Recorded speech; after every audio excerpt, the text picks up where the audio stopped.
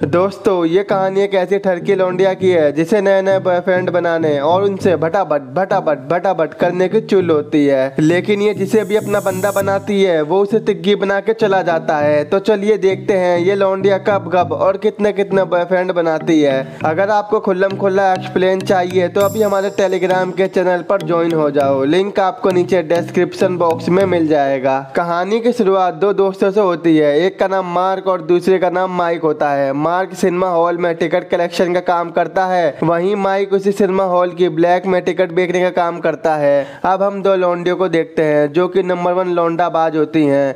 एक का नाम लिंडा होता है और दूसरी का नाम स्टेसी होता है। ये दोनों एक रेस्टोरेंट में काम करती हैं। उसी रेस्टोरेंट में एक दिन रोन नाम का एक लौंडा डिनर करने आता है, जिसे देखकर स्टेसी पानी पानी हो जाती है और वो सटाक से उसका ऑर्डर लेने चली जाती है।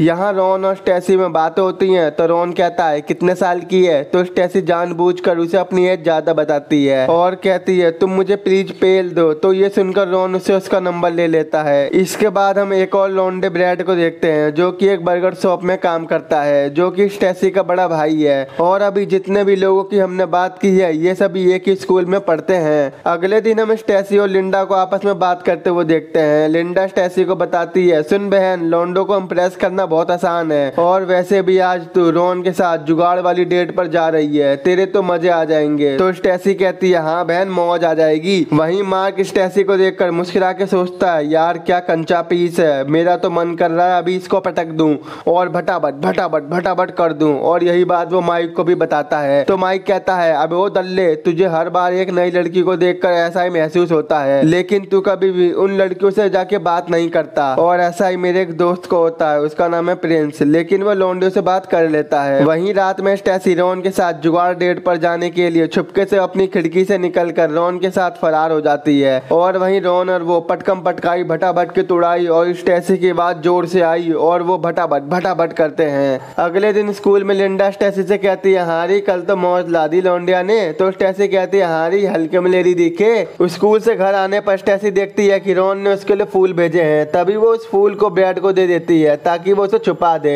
और स्टेसी के मॉम डैड को कुछ पता ना चले। और अगले दिन हमें पता चलता है कि ब्रैड ने उस फूल को अपनी जीएफ को दे दिया है जो उसी बर्गर शॉप में उसके साथ काम करती है। और तभी उन दोनों में बहस होती है और वो दोनों ब्रेकअप कर लेते हैं। फिर हम स्टेसी को देखते हैं जो कि काफी उदास सी होती है क्योंकि रोन ने उसे काफी दिन से बात नहीं करी। तो लिंडा कहती है वो तो गया तुझे पेल के, अब तुझे दूसरा लौंडा ढूंढना चाहिए। वहीं रेस्टोरेंट के बाहर हम मार्क और माइक को देखते हैं। यहाँ पर माइक मार्क को स्टेसी से बात करने के लिए मोटिवेट करता है क्योंकि माइक बहुत ही शरीफ और शर्मीला लौंडा है और आज तक उसने किसी भी लौंडे से बात नहीं की है। पर इस बार माइक अपना मन बना लेता है और पूरे जोश में स्टेसी से बात करने जाता है। तो वो कहता है यार तू कितनी औसम है, क्या तू मुझे अपना नंबर देगी। और स्टेसी तो नंबर 1 लौंडाबाज होती है, वो एक सेकंड में उसे अपना नंबर दे देती है और उसकी स्माइल को देखकर हम समझ जाते हैं ये क्या चाहती है। अगले दिन बर्गर शॉप में एक बुड्ढा अपना बर्गर वापस करने आता है क्योंकि उसे यहाँ का बर्गर घंटा पसंद नहीं आता। दरअसल इस शॉप की पॉलिसी होती है कि अगर उन्हें खाना पसंद ना आए तो वो वापस कर सकते हैं। तो ब्रैड कहता है हाँ भाई तू एक फॉर्म भर दे और बर्गर को वापस दे दे। लेकिन वो बुड्ढा जल्दी में था तो वो ब्रैड से बोलता है साले पेल दूंगा, जल्दी मेरे पैसे वापस दे दे। तो ब्रैड कहता है पोपला ले ले, जा नहीं दे रहा तेरे पैसे क्या करेगा। तभी वहां पर ये सब उस शॉप का मैनेजर सुन लेता है और वो ब्रैड को जॉब से निकाल देता है। दूसरी तरफ मार्क स्टेसी के साथ डेट पर जाने के लिए तैयार हो रहा होता है और वो उसके लिए काफी एक्साइटेड भी होता है। माइक उसे जाने से पहले लौंडिया पटाने की टिप्स भी देता है। इसके बाद मार्क स्टेसी को एक होटल में ले जाता है जहाँ वो पेल के बातें करते हैं। इसके बाद स्टेसी मार्क को अपने घर पर लेके आती है और बातों बातों में उसे पिपलाने लगती है, जिसे देखकर हम समझ जाते हैं कि स्टेसी मार्क के साथ भटाभट करना चाहती है।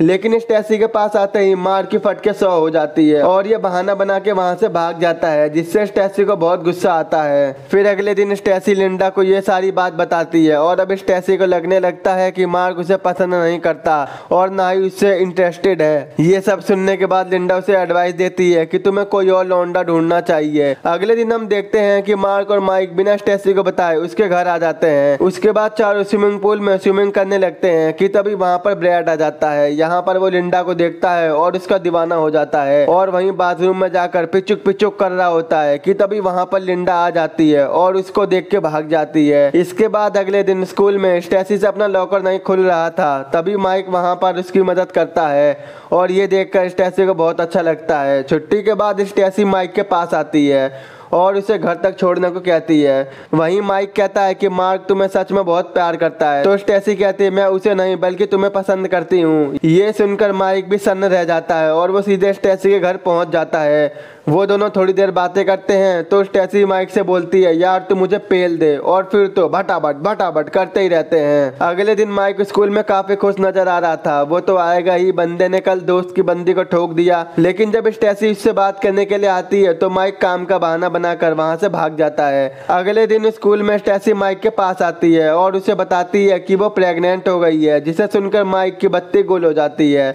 तो वो कहता है ये मेरा बच्चा है, किसी और का होगा। तो स्टेसी कहती है दल्ले तूने ही बिना उसके किया है तो तेरा ही तो होगा, और मैंने अभी तक सबके साथ गुब्बारा लगा के किया है। अब ये जानकर उन दोनों को एबॉर्शन कराना ही ठीक लगता है। इसके लिए $150 लगने वाले थे। तो स्टेसी कहती है मेरे पास आधे पैसे हैं और आधे पैसे तू दे, यानी $75। और फिर माइक भी पैसे देने के लिए मान जाता है। इसके बाद घर आकर माइक अपने दोस्तों को कॉल करके पैसे मांगता है, लेकिन उसका कोई भी दोस्त उसे पैसे उधार नहीं देता क्योंकि इस दल्ले ने पहले उनसे उनके पैसे ले रखे थे। अगले दिन स्टेसी माइक का वेट कर रही होती है क्योंकि माइक उसे हॉस्पिटल ड्रॉप करने वाला था। अब काफी देर बीत जाने के बाद माइक वहां पर नहीं आता तो वो समझ जाती है कि माइक ने उसे धोखा दिया है। इसीलिए वो अपने भाई ब्रैड को हॉस्पिटल तक छोड़ने को कहती है, लेकिन वो उसे ये नहीं बताती कि उसे हॉस्पिटल के अंदर काम है। जब ब्रैड उसे छोड़कर घर जा रहा होता है तो वो स्टेसी को हॉस्पिटल के अंदर जाता हुआ देखता है। आगे जब स्टेसी एबॉर्शन करा के बाहर आती है तो वो सामने ब्रैड को खड़ा हुआ देखती है और फिर ब्रैड स्टेसी से पूछता है कि क्या हुआ। अब स्टेसी भी काफी अकेला फील कर रही होती है तो वो ब्रैड को सब कुछ बता देती है, लेकिन वो ये नहीं बताती कि उसे किसने प्रेग्नेंट किया है। तो ब्रैड कहता है बस यही काम करने को रह गया था तुझे, चल घर जाकर स्टेसी लिंडा को कॉल करके बताती है कि इतनी प्रॉब्लम्स के बाद भी माइक मुझसे मिलने नहीं आया। ये सुनकर लिंडा को गुस्सा आता है, इसीलिए वो अगले दिन माइक की कार पर गालियां लिख देती है। अब इसकी वजह से मार्क को माइक और स्टेसी के बारे में पता चल जाता है, जिससे माइक को काफी बुरा लगता है क्योंकि माइक जानता था कि मार्क स्टेसी को काफी पसंद करता है। इसी वजह से उन दोनों के बीच में बहस हो जाती है